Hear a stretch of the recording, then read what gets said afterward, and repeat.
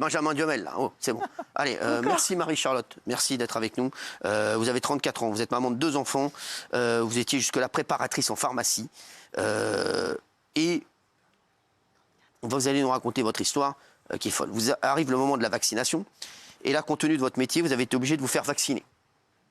Il y avait donc obligation vaccinale pour le personnel soignant, forcément. Donc obligé, si vous vouliez continuer à travailler. Merci d'être là ce soir, parce que je sais que vous êtes très ému. Et je sais que votre témoignage est très, très attendu. Bonsoir, merci beaucoup de me recevoir et me donner la parole ce soir. On est les seuls à vous recevoir. Hein. Oui, voilà. les seuls. Voilà. Vous avez contacté d'autres médias? J'ai contacté d'autres médias, oui. J'ai c'est ça, BFM J'ai envoyé plein de lettres, même dans des journaux, des petits journaux de communes. J'ai essayé par tous les moyens de faire entendre nos voix en tant que victimes. La prochaine fois, vous passerez par Valérie Bénaïm, elle a des amis dans le journalisme, elle vous fera inviter. Vous étiez contre le vaccin à la base? Moi, je ne voulais pas me faire vacciner au départ. D'accord. Pourquoi, en fait, au départ? Pourquoi? Parce que je travaille en pharmacie et que je sais que pour élaborer un médicament, il faut de nombreuses années. Pour élaborer un vaccin, il faut de nombreuses années. Il faut des phases de tests. Et que les vaccins qu'on nous a proposés ne sont pas des vaccins puisque les phases de tests n'ont pas été réalisées jusqu'au bout. Qu'il y a eu beaucoup de choses qu'on nous a cachées dans... Alors, ce que vous dites, bien sûr, regarde que vous. Oui, bien sûr. Après, voilà, ça n'engage que vous sur vos propos. On nous a caché des choses. Pour vous, on vous a caché des choses, pour vous? On nous a caché le fait que ce n'était pas un vaccin qui était sûr et efficace, qui avait une innocuité et une sécurité, puisque aujourd'hui, on est des centaines de milliers de personnes touchées par les... Alors justement, avant de continuer votre témoignage, j'aimerais me tourner vers Valérie Bénaïm. C'est pareil. Géraldine Maillet, c'est pareil, c'est la même équipe. Oui. Géraldine Maillet, quand vous entendez ça, qu'est-ce que vous dites? J'écoute madame. Est-ce que vous trouvez qu'on nous a menti? Non, mais est-ce que vous trouvez... j'ai pas... Enfin, non, mais quand on dit fais confiance en la parole de madame et en... Non, mais là, sur ce qu'elle dit sur le vaccin, qu'est-ce que vous répondez? Qu'est-ce que vous voulez que je vous dise? J'en sais rien. Moi, je suis juste observatrice de la situation comme vous et moi, j'estime... Enfin, j'ai l'impression qu'on nous a tout dit, qu'on ne nous cache rien, qu'on ne nous a pas menti, qu'on ne nous a pas manipulé, qu'on ne nous a pas empoisonné, qu'il n'y a pas un grand système mondialisé pour goinfrer Big Pharma, que, évidemment, comme dans toute vaccination, il peut y avoir des effets secondaires, et que plus on vaccine, plus il y a des effets secondaires, plus ou moins graves. Voilà, à partir de là... Marie-Charlotte, donc voilà. Je peux dire de plus que ça? On ne va pas refaire un débat, mais c'était juste pour avoir l'avis de Géraldine, pour avoir l'avis de Marie-Charlotte. Donc pour vous n'êtes pas d'accord avec Géraldine, pour vous, on nous a menti sur le vaccin, et c'est pour ça que vous ne vouliez pas vous faire vacciner à la base. Oui. Vous avez donc été obligé de le faire pour forcément travailler, parce que oui, pour nourrir mes 2 enfants en bas âge. Voilà, j'ai fait une profession, c'est pas pour changer de profession en cours de route parce qu'on me refuse le travail pour une obligation. Et il y a un autre facteur aussi, c'est que mon petit garçon est atteint de pathologies graves et qu'il devait se rendre à l'hôpital tous les 15 jours pour recevoir des injections. Donc j'étais, dans tous les cas, obligée de recevoir cette injection. Alors, première injection, vous faites injecter une première dose. C'était quel vaccin? Pfizer pour les 3 doses. D'accord. Vous avez eu des effets secondaires au départ ou pas? Première dose, aucun effet secondaire. Donc là, vous êtes plutôt soulagée? Sur le coup, j'étais soulagée. Je me suis dit, bon, tant mieux. Alors, quelques temps après, forcément, c'était le protocole, vous vous faites injecter une seconde dose. Tout à fait. Alors là, qu'est-ce qui se passe? Donc deuxième dose, j'ai commencé à ressentir des effets indésirables qui se sont... Au bout de combien de temps? On va dire que ça s'est apparu quelques jours après la vaccination, mais je n'ai pas mis ça sur le dos de la vaccination au départ, puisque c'était des symptômes assez étranges. C'était quoi les effets indésirables? J'ai eu des soucis au niveau des cervicales, des douleurs dorsales et cervicales. J'ai eu un collier, une minerve pendant 1 mois. J'avais des troubles gastro-intestinaux assez importants. J'avais des nausées, j'arrivais plus à m'alimenter. Vous avez perdu 22 kilos? Oui, j'ai perdu 22 kilos en 8 mois. 22 kilos. Il vous dit quoi, votre médecin, à ce moment-là? Alors, mon médecin, à ce moment-là, c'était tout le début de la vaccination. Donc, il me dit, écoute, Marie-Charlotte, j'ai aucun effet indésirable remonté jusqu'à moi pour l'instant. Je ne pense pas que ce soit le vaccin. Tu sais, tu fais peut-être un burn-out. Tu as une vie assez mouvementée. Parce qu'à la base, j'étais très sportive. Donc, je faisais mon travail, mon sport, mes enfants. Enfin, voilà, beaucoup de choses. Et j'étais tout le temps à fond J'étais une femme vraiment très dynamique, donc il m'a dit, écoute, peut-être que tu es fatiguée, peut-être qu'il y a du surmenage, donc on va voir. Vous vous dites, bon, quand même perdre 22 kilos, burn-out, surmenage, ça fait quand même beaucoup. Excusez-moi, bon, après, votre médecin, il a essayé de vous rassurer, on peut le comprendre. Oui, il a essayé de me rassurer. Il était pour le vaccin, votre médecin? Le médecin de l'époque prenait sa retraite, donc du coup, lui, tous les vaccins qu'il avait connus, il n'y avait pas eu forcément de soucis, donc il a dit, il faut y aller. Voilà, il ne m'a pas dit, c'est le vaccin. Là, vous êtes avec 22 kilos en moins et vous faites injecter la 3e dose, c'est ça? Alors, je reçois, oui. Alors, j'ai changé de pharmacie entre-temps. J'ai dû déménager, donc j'ai changé de pharmacie, j'ai changé d'employeur.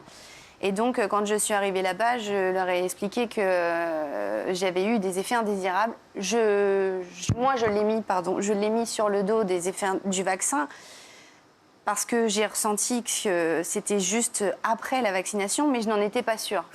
Et quand la pharmacienne m'a dit, de toute façon, on est obligé de se faire vacciner puisque nous sommes tenus par la loi de le faire, donc tu vas devoir le faire quoi qu'il arrive. Et je l'ai fait. J'ai fait la 3e dose. Et là, ça a été le début de l'enfer pour moi. Ma vie, elle a complètement basculé. Alors, on va vous raconter ça à 21h07 en direct sur C8. Vous vous écroulez 2 heures après l'injection. Oui. Est-ce que, avant la 2e dose, est-ce que vous aviez, ou avant la 1re dose, est-ce que vous aviez des problèmes de santé? Aucun. Aucun. Vous étiez sportive? J'étais très sportive. Je faisais de la course à pied, des semi-marathons, de la natation sportive. Aucun problème de santé? Je n'avais pas de problème de santé.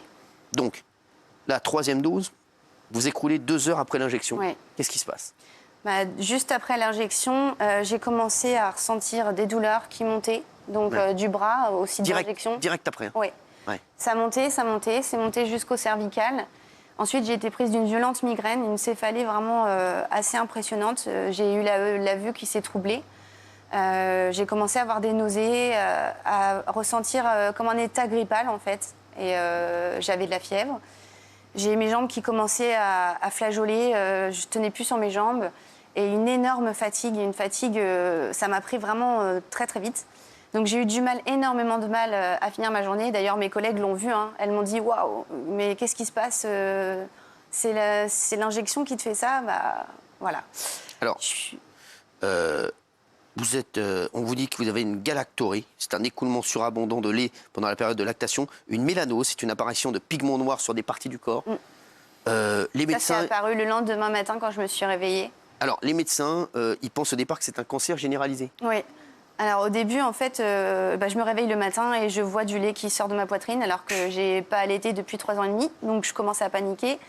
Et puis, je prends ma douche et là, je vois des taches noires qui ne devraient pas être là. Donc, je panique et j'appelle ma gynécologue et je lui explique que je suis très fatiguée, que je ne suis pas bien du tout. J'ai des douleurs osseuses, j'ai l'impression d'avoir été percutée par un camion.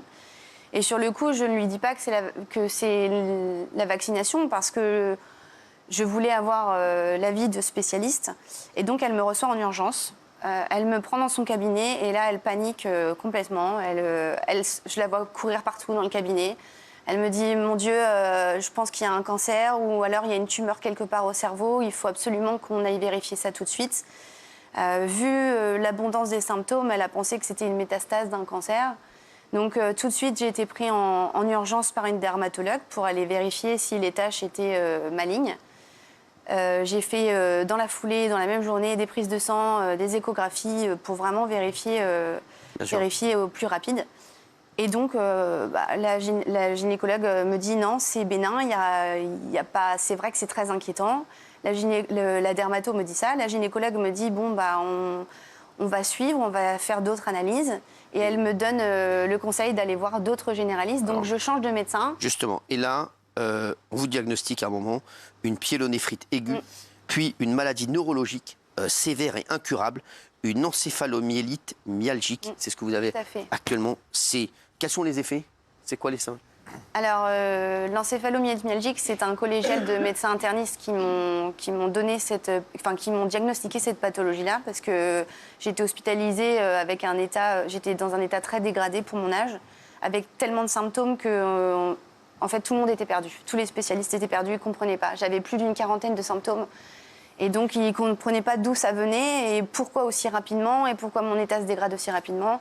Et là, on m'annonce que j'ai une encéphalomyélite myalgique. Donc, c'est une maladie neurologique multisystémique qui atteint le système immunitaire, le cerveau et tous les organes. Et c'est une maladie qui est incurable, pour laquelle il n'existe aucun traitement. C'est fou. Il y a énormément de malades en France. On était 250 000 avant les injections Covid. Maintenant, on est plus de 300 000 à être atteints de cette pathologie.